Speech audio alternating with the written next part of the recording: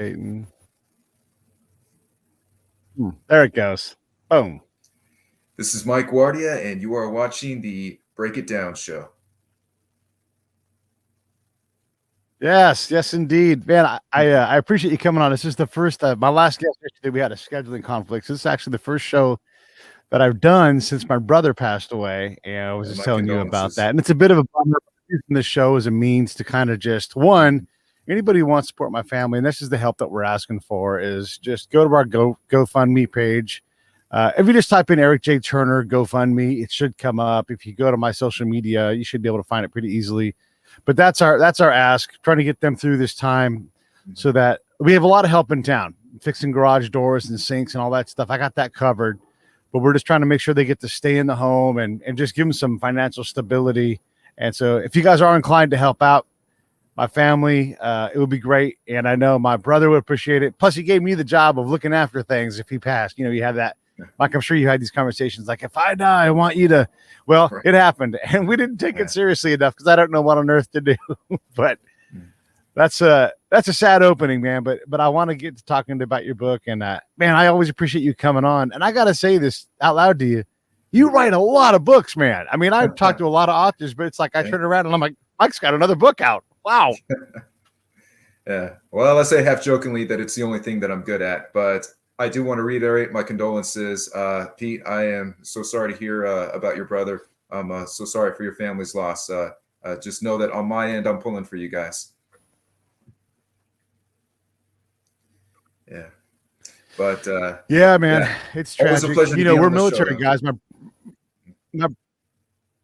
And you know, we're military guys. My brother was a Marine, so you know, we get somewhat good at this. I mean, at least I do. I'm working on the veteran suicide thing, which is ironic because my brother took his own life. But you know, I get to develop the tools for this. And you know, let's talk about your book. Let me grab it here. Okay. I put that thing. There it is. Skybreak. Holy shit, man. This is interesting. You love to write books that give us these moments in history that, you know, we know a lot of World War II history. You're like, hey, don't forget, here's this Gulf War piece of history you don't know. Here's the most successful unit at doing this, at doing that. How do you pick these? I don't want to call them small topics, but how do you pick out these gems from these fights that haven't been covered as deeply as World War II? Well, I think in a lot of ways, they actually pick me. You know, I find a lot of these stories mostly through happenstance, or if it's someone I know, or if it's a friend of a friend, or someone who is a fellow veteran will introduce me to somebody, and I find all these stories out there that really haven't been covered in depth. Or I start one project and then it leads me to this one bit of information that'll take me down a rabbit hole to write about something completely different. And, you know, I'll just say, wow, you know, here's a fascinating topic. Here's a thing that heretofore has been a footnote, but I really think it deserves a broader retelling to a broader audience. And yeah, man, that's how I find a lot of these stories. Yeah, it's interesting. I was thinking about right before you reached out to me, I was thinking, I wonder who the last ace, air-to-air ace is, and if we will ever have another one, because we just don't have enough things in the air to kill to become an ace. And then you like literally are knocking on my email going, hey, I got a book about a bunch of people that shot down MiGs. Do you want? And I'm like, well, that's, I mean, first off, it's you, so it's always yes, but it's also a bit of a sign. Yeah. Was there an ace from the Gulf War? So let's see. By the standard definition for an ace, and I think this varies from Air Force to Air Force, but I think the commonly accepted standard is you have to have 5 air-to-air kills, and there were no aces by that definition from the Gulf War. But you did have a pilot in the 58th. His name was Cesar Rodriguez, who had 2 confirmed kills, and he later went on to get a 3rd air-to-air kill in the air war over Kosovo in the late 90s, and also in the Gulf War, also in the 58th. As a matter of fact, you had another pilot, Tony Murphy, who also achieved 2 air-to-air kills in what I think was like the 4th week of the air war. Yeah. Is it possible to become an ace anymore right now? Well, I do think that it is within the realm of possibility. And I say that largely as a function of our ongoing relationship with China and Russia. And I think just given the subtle games of brinkmanship that have been going on from amongst those three countries, us, China, and what used to be the Soviet Union, I think that it's very possible that at some point in time, hopefully, knock on wood, it doesn't escalate to that. But I think it is possible that we might see another air conflict sometime within the next 50 to 100 years or so.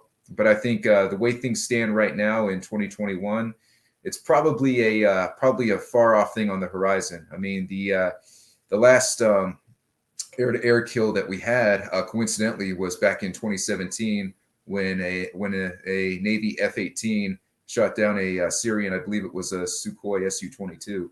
But that was a freak occurrence, for lack of a better term, because prior to that, like the last air-to-air combat kill that we had was back in the air war over Kosovo, and that's like coming up on 22 years now.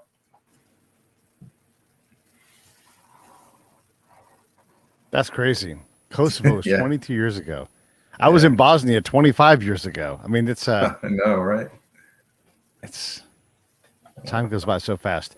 It does, too fast. How did the book come to you? You say they kind of find you sometimes. How did this one get to you? Well, this one actually grew out of an earlier book that I did when I was doing Wings of Fire. That was the combat history of the F-15. And my intent in writing that book was to put all the major F-15 combat operations into one volume. And as I was writing the chapter on Desert Storm for that title, all of the same names and all of the same units really started to stand out to me. And as I was going through all of these pilot logs and all of these reports and all of these interviews and whatnot, I was thinking to myself, gosh, so many of these kills are coming out of the 58th Fighter Squadron. Let me see if I can dig a little bit deeper into that. And at that point, I found out, well, gosh, these guys, they killed more MiGs than any other unit throughout that entire conflict. They had the highest number of double kills, pilots with more than one air-to-air victory. They had the highest number of MiG-29s that were shot down. They achieved the distinction of being the first unit in history to even shoot down a MiG-29, which was like the biggest, baddest kid on the block, in those days. And not only that, they achieved the very first air-to-air kill of the war. And as I was putting all these stories together, I kept thinking to myself, how come I've never heard of these guys until now? I mean, this should have been a Top Gun miniseries in the 90s, and then as I started putting all the names together, I said, you know what, I should really write a book about the 58th Fighter Squadron and what they've done. And that's when I started to speak to some more of the pilots in more depth. And they said, hey, you should talk to this guy over here, and you should also talk to our ground crews, because they had such an integral part of making sure that our planes were operational. And yeah, it was just a downhill slope. The rest, as they say, is history. So how did the 58th do? They were the best, but what does that mean? So they were the best in terms of the number of planes that they shot down. Now, I will say that with a guarded tongue, because every fighter squadron that deployed, they were all very professional. They were amazingly competent aviators, and they did their duty like nobody's business. But what separates the 58th from any other squadron was just the number of air-to-air kills that they achieved, and just how professionally they conducted themselves, and the incredible skill of their airmanship. Because at the time when we went into this conflict, it was understood that the Iraqi military as a whole was a force to be reckoned with. They had 8 years of combat experience against the Iranians. And not only that, they were equipped with all of the latest and greatest of Soviet MiGs, which we still didn't quite know how our forces and how our planes would stack up against. And it was the largest air force in the Middle East. It was the fourth largest army in the world.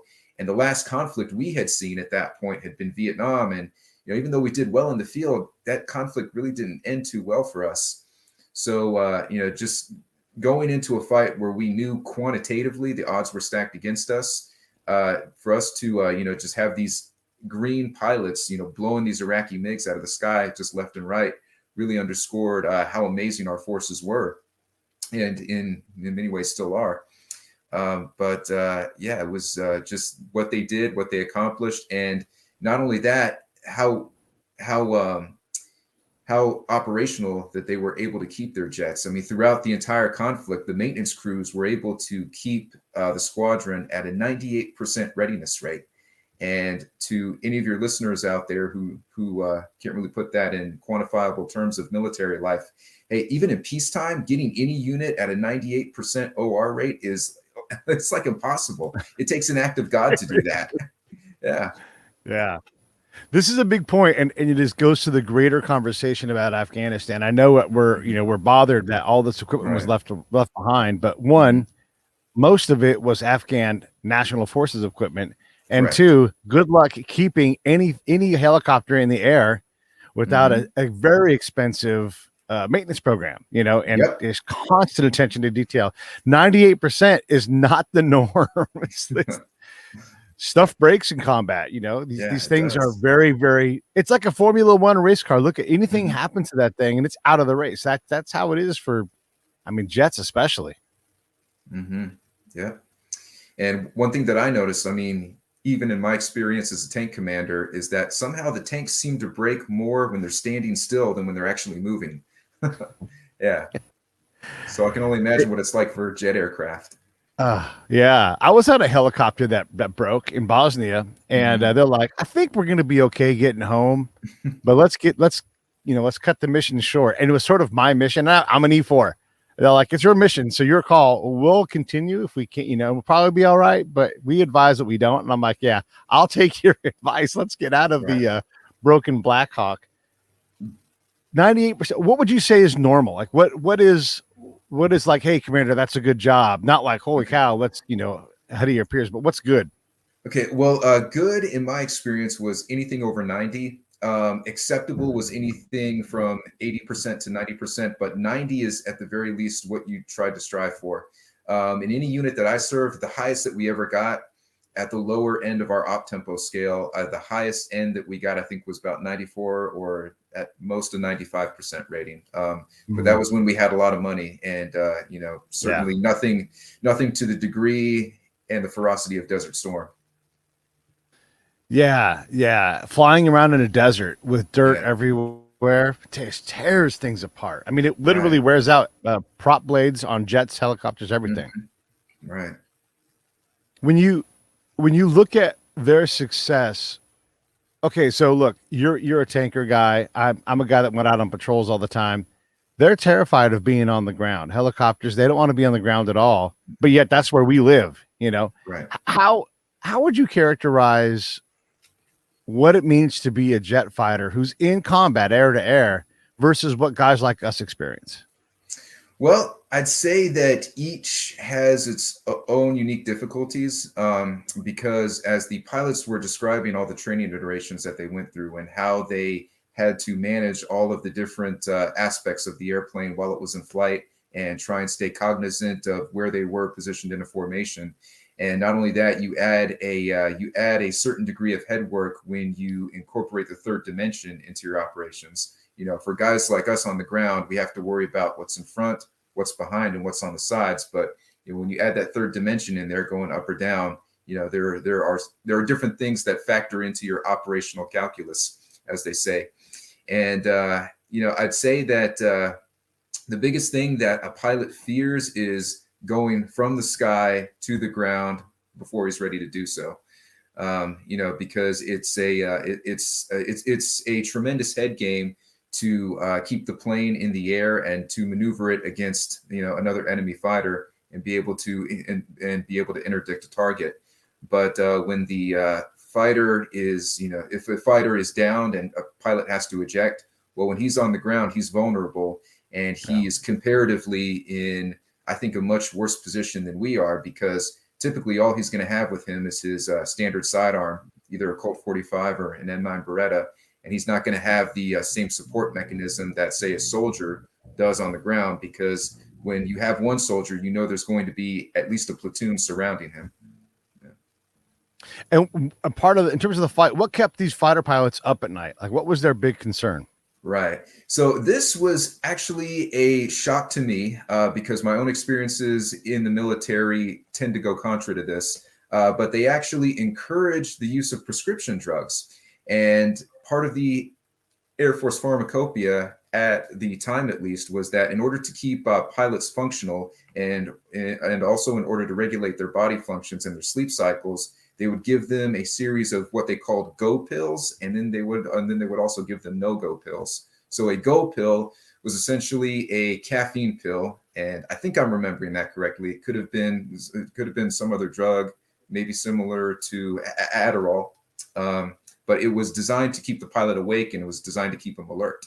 So that would be your go pill, and he would have that for a certain part of the day, certain portion of the day, to keep him functional in the air, to keep him awake during briefs. And then after he would land and he would go into his mandatory crew rest cycle, he would go to the unit doctor, or he would go to the physician's assistant and say, okay, I've had X amount of go pills today.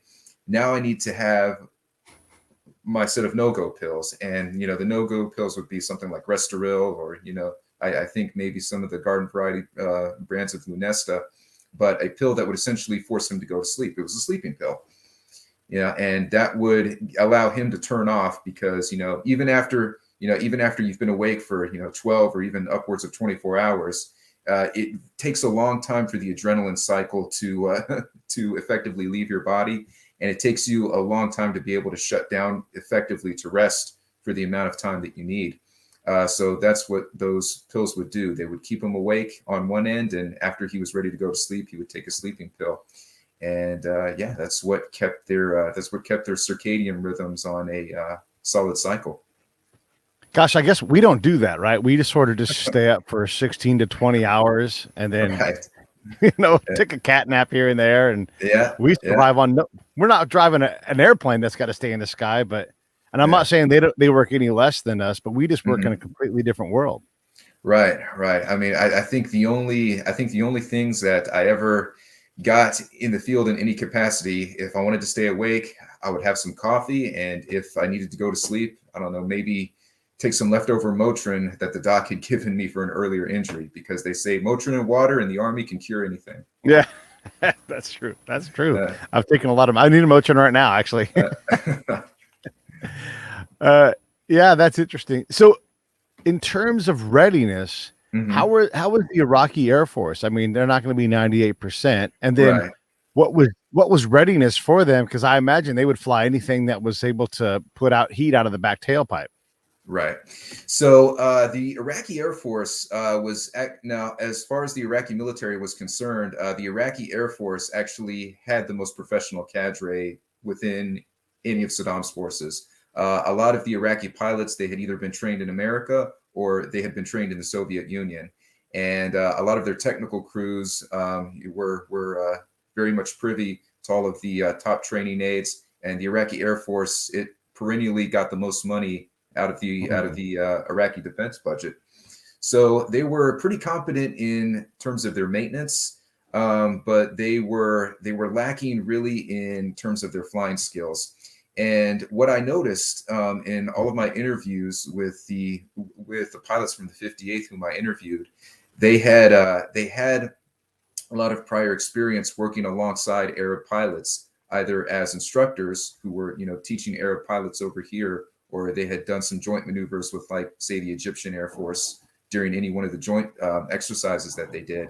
And they said, the common trend that we saw throughout many of the Arab partner air forces was that they were sincere in their efforts, but they really just lacked the flying skills. And, it was something that they noticed that, whether it was the Egyptian Air Force or the Saudi Air Force, was that they just didn't have the same level of flying skills that a lot of our Western allies did. And there are probably a number of reasons why that is, but those were just the trends that they noticed, and they saw those trends play out in the skies over Iraq. And in terms of their ability to engage us, you're saying like their flying skills weren't up to ours. What's the difference there? What's the delta? Well, the big difference, I think, really lies in the spirit of the training.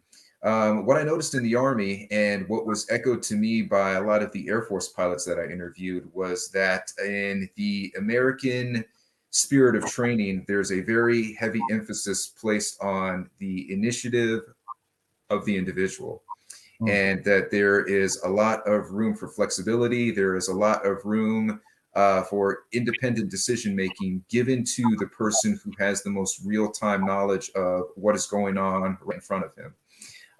The Iraqis, by contrast, their pilots really didn't have any type of independent decision making. And from what I understand, the training model for the Iraqi pilots very closely mirrored that of the Soviet model. Was that if you are a pilot in a cockpit and you are operating this very expensive fighter jet, then your actions are at the mercy of whoever is on the ground, whoever is in control of the GCI radar, telling you where you can and can't fly. You don't really make any independent decisions on your own unless the boss standing at the GCI station tells you that this is something you can do. So when you take away that initiative and when you combine it with a program that isn't nearly as well funded and not nearly as well organized as ours, you have a recipe for an Air Force that looks good on paper, but where the rubber meets the road, they just can't match the fighting and the flying skills as our own forces can. If we were to put these guys in, they used to have a thing called the IROC, the International Racing Champions, for the audience, where they would take drivers from across different racing disciplines, rally, one, and they'd put them all in a similar car, same track, and they would race, to kind of see who was better. So if we did the IROC of fighter pilot, how do you think Iraqis would fare against the 58th? Would it still just be time and seats and better training? I mean, same maintenance, same airplanes. They go toe to toe. What do you think happens? Well, I'm convinced that at least 9 out of 10 times the Americans would still come out on top. And it's because at the end of the day, I mean, yes, there are some very important technological aspects that will make one fighter more effective in the sky than another. I wouldn't expect for instance, I wouldn't expect something like an F-86, which is what we flew in the Korean War, to stand toe to toe against an F-22. But if you were to take the pilots and mix them up and put the better trained pilots in the inferior aircraft, I'm willing to bet that at least 9 times out of 10, the better trained pilot would be the one who wins the day.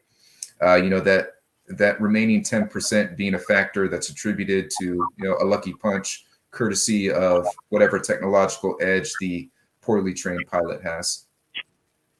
And how lethal was this business? I mean, Iraqi pilots, I think 1,600 planes got shot down by us there. So what was the survival rate once they got hit?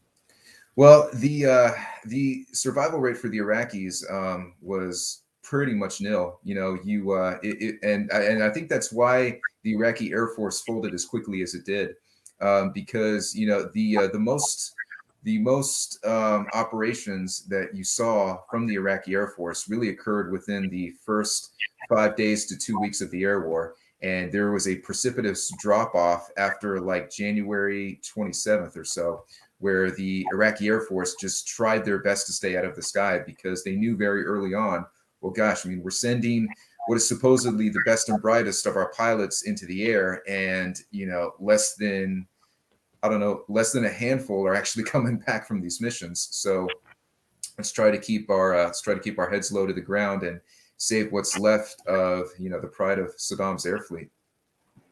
And was there ever any kind of air parity, or was it instant air superiority followed by air dominance? Well, I wouldn't say that there was air parity per se. I would say that there were a few times when the Iraqis did get the upper hand, but those were isolated incidents that were so few and far between. To anyone, I think even a casual observer on either side, it was pretty clear that we established air dominance, and we established it very quickly.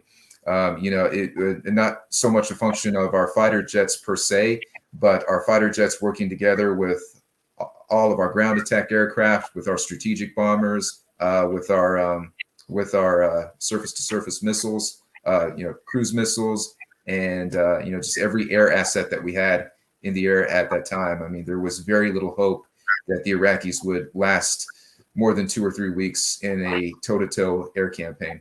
Yeah.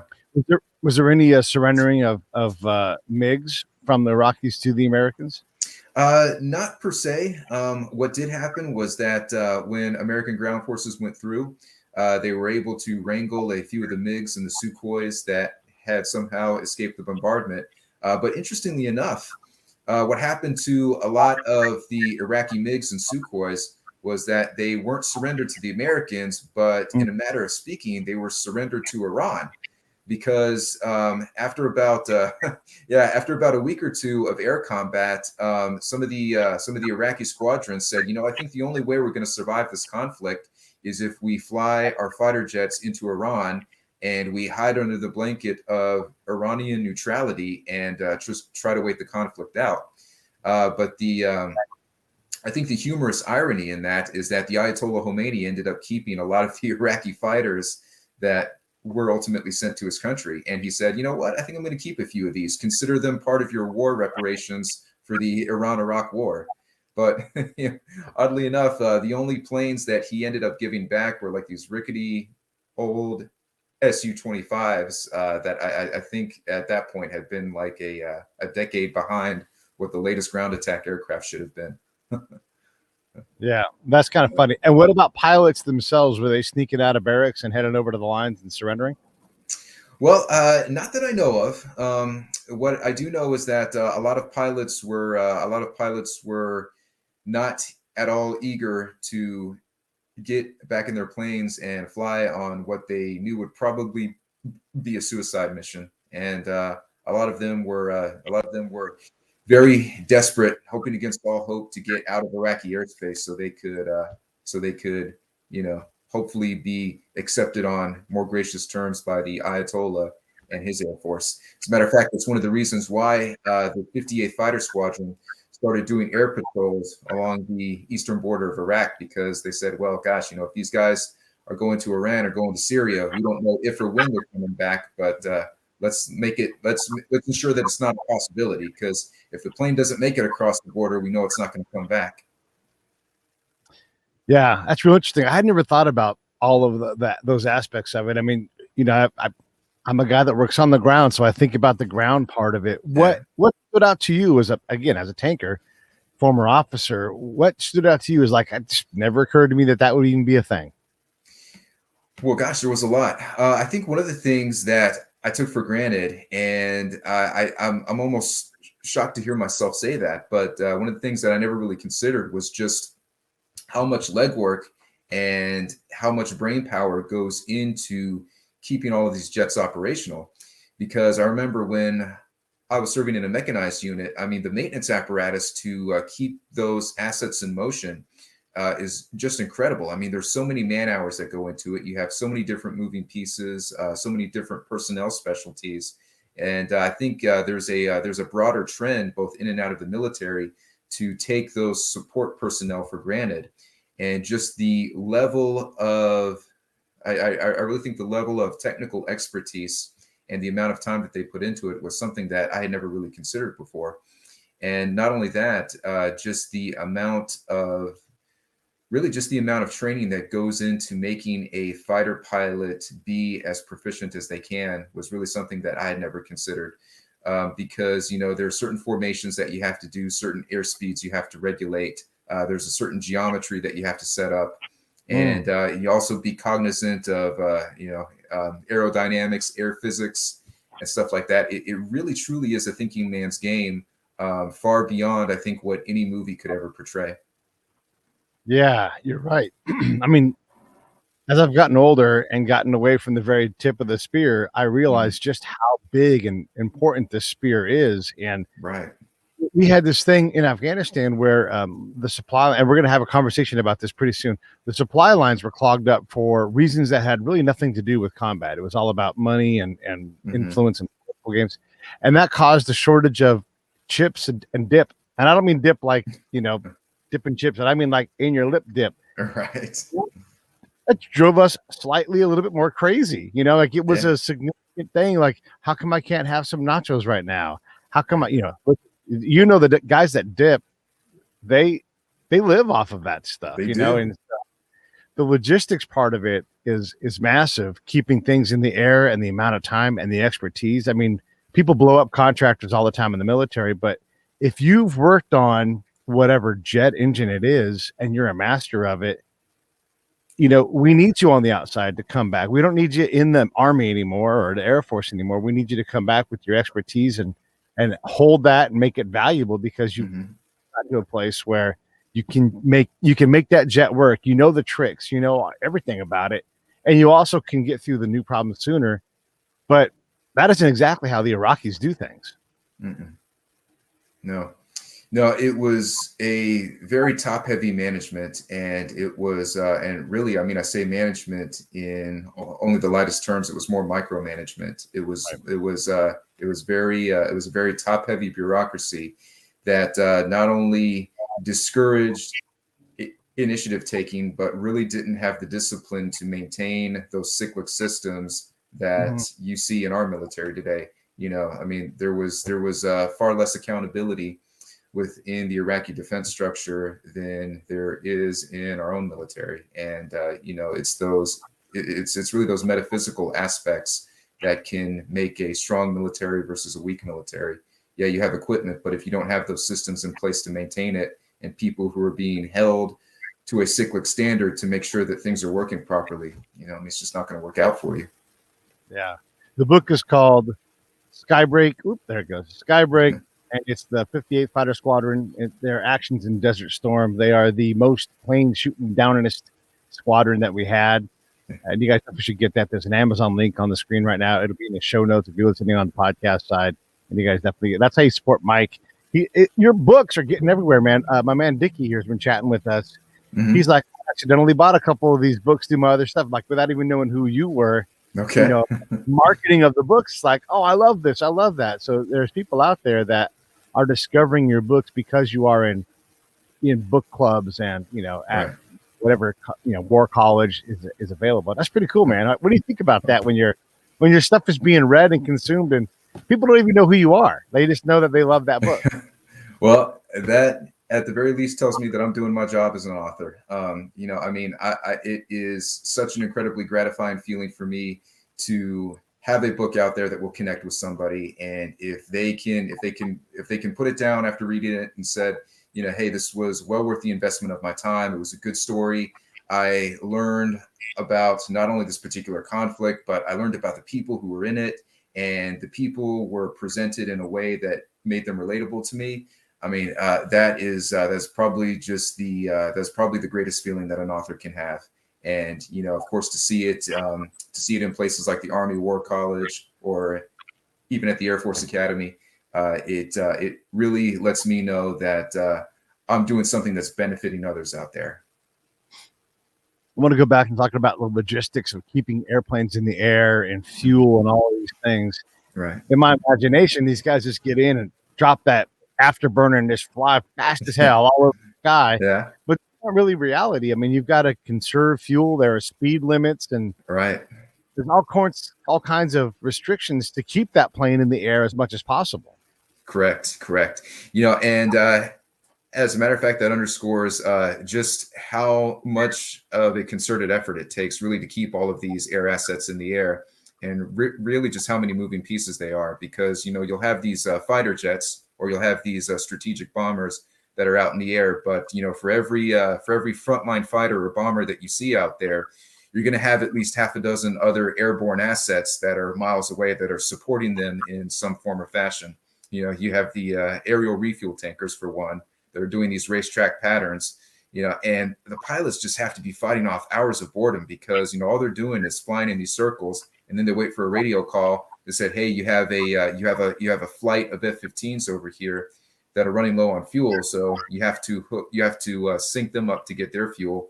And I even talk about this a little bit in the book. You know, it's a very complex choreography to be able to you know, take the fuel line from an aerial tanker and put it up to the fuel receptacle to an F-15. And it takes a lot of head work and a lot of coordination really just to pull that off. And aside from those tankers, you also have these things called AWACS, the Airborne Early Warning Control Systems, that have these, super huge rotating radars on the top of the plane. And they can see farther than any of the frontline fighters can. And they're in constant real-time communication with, all of the tactical fighters saying, okay, here's the airspace that's in front of you. Be aware that you have a potential bogey that's coming in off of this vector right here. And, just all the two-way traffic. It really is an intense game that goes far beyond anything that we see in Hollywood films. One of the shows we've done is with a guy named, the company's called Red 6. And what they've done is they built an augmented reality visor that would sit on a pilot's face. And instead of having two planes in the air getting torn apart practicing, or in real, like the first time you ever refuel is the first time you refuel, you can do a simulator in the air. So you're flying with you're in the airplane, in the air flying, and then you've got this augmented reality jet or bogey or wingman, that you're trying to do something with. And it's really remarkable, but it goes to the thing we're talking about. To train up, let's say, a squadron of fighters, it takes way more jets than just one jet per man or one jet per team. You've got to have somewhere to chase. You've got to have one. Oh, that one's broken. Come on, let's go do this one. And it takes a lot of things. If you're able to do a lot of time in the visor, still get real-time stuff, and then add in the AI part where it learns from your mistakes, or it can teach you a certain pattern, it goes to that efficiency of how do we, because every time you fly a plane, you're breaking it, right? I mean, something is in less good shape than when you took off. But it's remarkable the kind of areas where we're building in this efficiency and resilience in the force. Mm-hmm. Yeah, it sure is. And I think that was one of the things that we carried forward from Desert Storm. Throughout the 1980s, you had this explosion in technology. You not only had more money being funneled into the Department of Defense, but that going hand in hand, with the birth of computer networks and stuff, that really took the flight simulators to a new level. And we saw some of the some of the downstream effects of that in Desert Storm. And then as technology progressed throughout the 90s, you saw an even bigger technological bend on a lot of the training tools that we've had. And it's just it's been a continuous evolution of where technology can catch up to meet our training needs. And even today, the pilots that we send into the sky, they are the most proficiently trained pilots anywhere. Yeah, it's remarkable. It really is. Let's talk about some of the pilots. I don't want to get too much into the book because I don't want to spoil it, but can we talk about a couple of these pilots that Sure. Okay, first off, how is that job still just so sexy? Like, we're talking about these clinical people that are thinking about thermodynamics. They read all the John Boyd books and all that stuff. Like, I'm going to fly the speed limit, and then maybe do a bombing run, maybe not. But it's still just such a sexy job. It is. And I think that really goes well beyond Top Gun even. Because if I think back to some of the earlier flight films and to some of the earlier literature that I've read, is that, even as far back as World War II, there was always a certain panache that was associated with flight.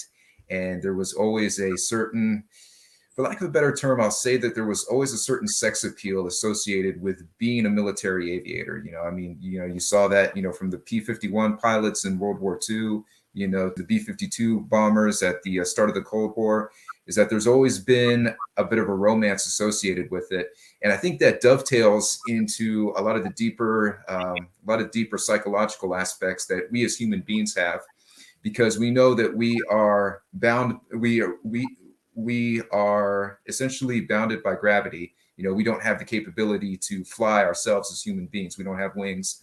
But the fact that we can invent something that can break free from the force of gravity and, not only reduce our travel time, but, give us the ability to see the world from the third dimension, I think has just always fascinated us and always been a part of the human experience to, want to gravitate towards those aspects of flight.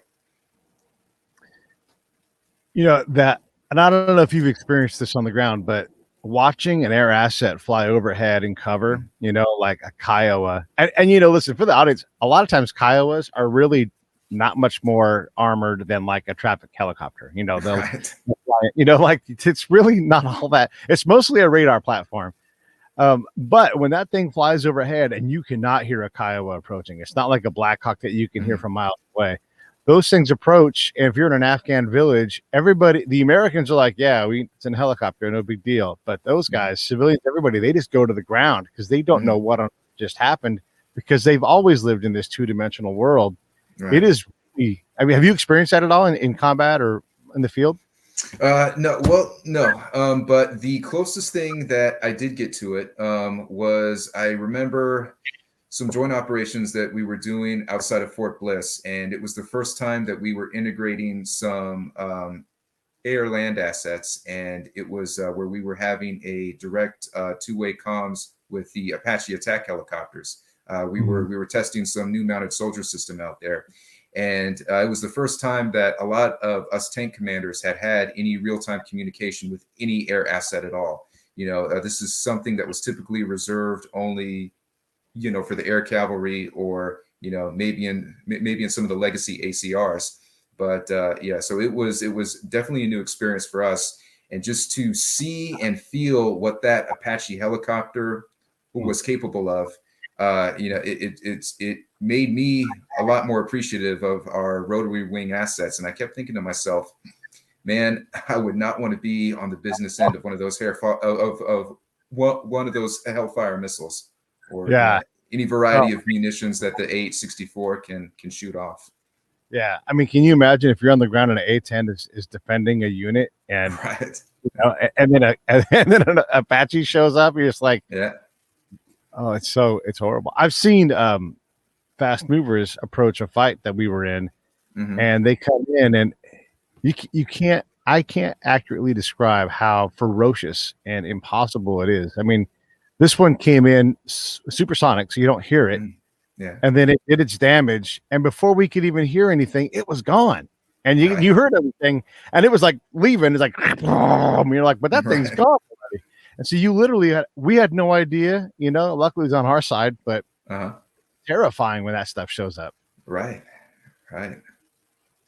Yeah. So, who's got the first call sign from all the guys you talked to? Oh gosh, let's see. You know, I will narrow it down to, I think, two of the call signs that stood out to me the most. You know, the whole call sign process, it's probably not what a lot of people think it is. You know, where you have call signs like Maverick and Iceman, you know, I mean, things that sound cool and sound tough.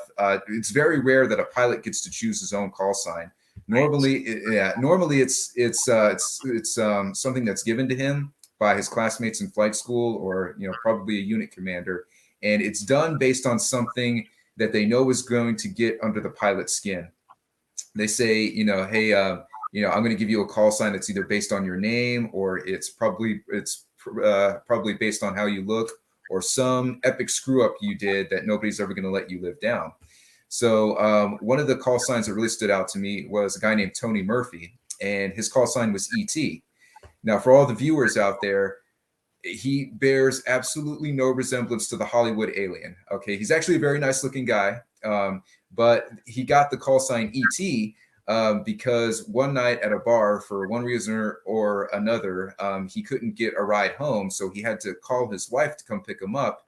And his flight school buddies were kind of ragging on him for it, saying, "Oh, hey, you're calling your wife, you're phoning home. Hey, just like ET phone home. Hey, that's your new call sign." And then there was another one that really stood out to me. One of the key players in the book was a gentleman named Rick Tellini, and Tellini had the call sign Cluso, and it was given to him quite by accident. But there were quite a few people in his training squadron who thought he bore a strong resemblance to Inspector Clouseau from the Pink Panther, and it was probably the mustache more than anything. Yeah, it became his call sign, and he still proudly carries it to this day. As a matter of fact, Rick Tellini, after he retired from the Air Force, he found a very good second career as a recording artist, and he records folk and rock music under the stage name Clouseau. Yeah. funny. That's funny. Uh-huh. I'll tell a story of my brother, since my brother is passed, and I want to Uh-huh. celebrate him as much as I can.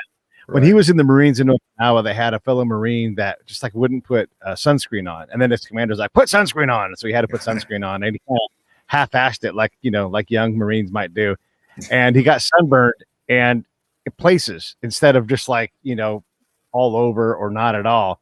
And Right. so he really patchy. And so he became Patches. And that was his name. I don't even know the guy's real name. And Eric said, like, this is me, this is Patches, this is Keith, and all Uh-huh. and it's hilarious because that is how you get a call sign. Can there be more than one of the same call sign, or is ET locked down until a career is over? Well, more than not, a pilot will stick with one call sign, but there are occasions when a pilot can get more than one. And they usually will pick the one that I think stands out either the most to them or the one that stands out among most of it stands out to them among their fellow pilots. Like you can start off with one call sign and maybe a unit will give you another one, but everybody from the other unit, they're the ones that are talking to three friends, and then they talk to three friends, and it's like, yeah, okay, that guy with that call sign, oh, no, that's not his call sign, we always knew him as this. Yeah. And yeah, so it's whatever call sign really that gets I think that gets the most vocalization behind it. Yeah, I got you. I'm looking at here in the book, the chapters, and you've got a couple of these biographies. So Right. one of the guys, his name is Cherry. Can there be two Cherries in the same unit, or does Cherry belong to Cherry and that's it? Oh yeah, well, if you are in one particular unit, the standard, from what I understand, is that there can only be one Cherry, because that that is pretty much the guy like everybody knows by that particular call sign. Right. Yeah. Right. And it would. Yeah, never mind. I was going to go somewhere. I'm not going to go there now. Okay. That's what I love these things. So, who's the biggest character in this group? Biggest character, goodness. Well, I will say that the biggest character, probably in terms of page space, and I think I can give you three. One would be Clouseau. Clouseau, because I had the most number of interviews with him, and the interviews that we did, I think he dove in the deepest of any of the pilots that I interviewed, because he was the weapons officer for the squadron, which means he had an active role in planning the squadron's operations and coordinating it with the Air Force headquarters. So he's probably one of the most central players there. Another one would be Rico Rodriguez. As a function of not only the interviews that I did with him, but I think he brought such a rich dimension to the project, because he stayed in the Air Force afterwards, and he was able to achieve another air-to-air victory. And there was also one who helped me craft the narrative. I'm sorry, I'll actually add two more in there. One was Chuck McGill, and Chuck McGill was a novelty in the squadron, because by trade he was a Marine Corps F-18 pilot who was on an exchange program with the Air Force. The Marine Corps sent him to the Air Force for about a year or two, or however long it was, to learn how the sister services operate and get some flight time in an F-15. So he brought the entire Marine Corps perspective with him. And while he was having this cross-cultural experience, he deploys to Desert Storm. He becomes the first Marine Corps aviator since Vietnam to achieve an air-to-air victory. And not only that, he achieves that air-to-air kill while flying an F-15 in a sister service. So, yeah, I mean, that whole experience, I mean, that is like the province of Hollywood right there. I mean, that is stuff that, you just can't make up.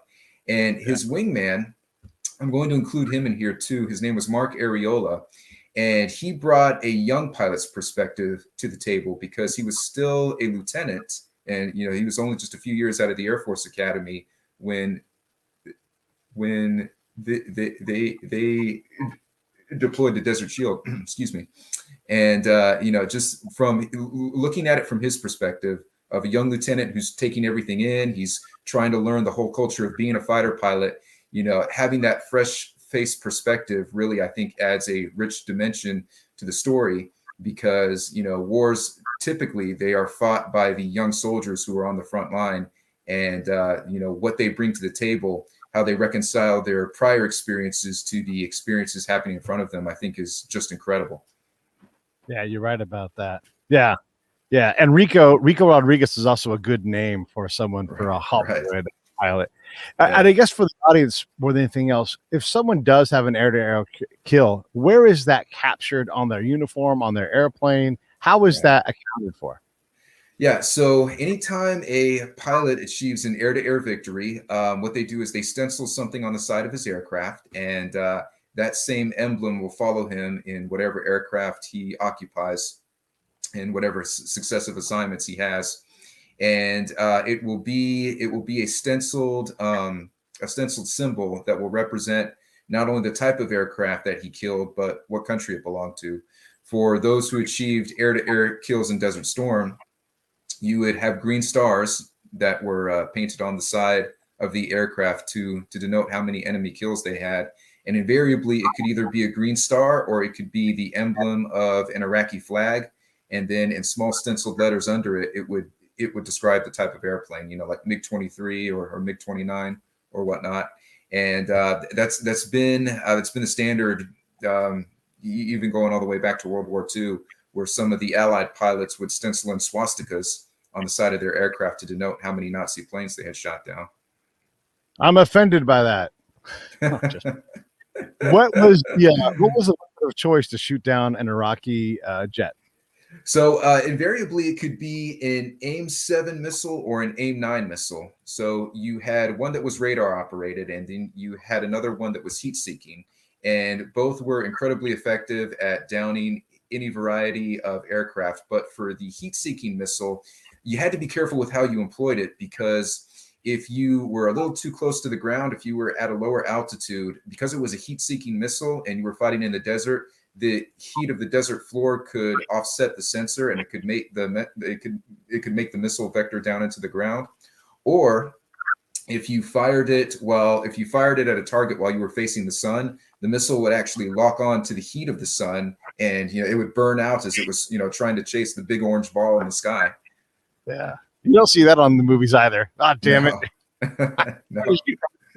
Are there any kills on guns, or are guns? I mean, we've always tried to make guns obsolete in jet fighting, but Right. has it arrived in? I guess, yeah. Did it arrive in Desert Storm, and has it arrived now? Yes, as a matter of fact, there was one confirmed kill from a Navy F-14, no less, where they got a kill against an Iraqi helicopter. And then let's see what else. The F-15s that were in the 58th Fighter Squadron, they used their guns not for any air-to-air kills, but oddly enough, they found themselves doing some Johnny-on-the-spot air-to-ground missions. And the F-15C is not at all optimized for any type of ground attack mission. But what they ended up doing when they got that tasking a little bit later on in the war, they said, okay, well, how can we take a pure air superiority fighter and adapt it to a ground attack mission? That's not what we do. That's what the F-15E Strike Eagles do. But it, again, was Rick Tellini who said, well, hey, look, in my experience as a weapon officer, I think I remember a trick I learned at my last unit where you could manipulate the gun reticle and manipulate the gun in such a form and fashion that it would be effective to strafe ground targets. Well, he showed them how to do that. And yeah, here you had these bona fide fighter pilots who were running over these Iraqi airstrips, trying to blow up any variety of Iraqi transports and even Iraqi troops themselves, doing these strafing missions, which they had zero experience doing to that point. And just because I always find this fascinating. I mean, especially again, like from a guy that carries his own stuff, and if you get into a firefight, you just only have so many bullets, so it's a fantasy to shoot 3,000 rounds because you don't got them. Right. How long can the I know there's all kinds of different platforms, but just a common jet, how many rounds and how long does that last when they're in the air if they're just shooting rounds?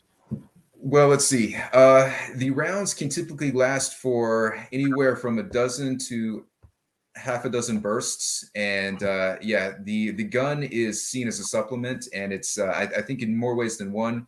It's also seen as a token of last resort. It's like if you're that close up on somebody in a dogfight, you can do a little 100-round burst and see if you can at least, if not get an air-to-air kill, then disable the other guy's plane to the point where he's going to make him combat ineffective.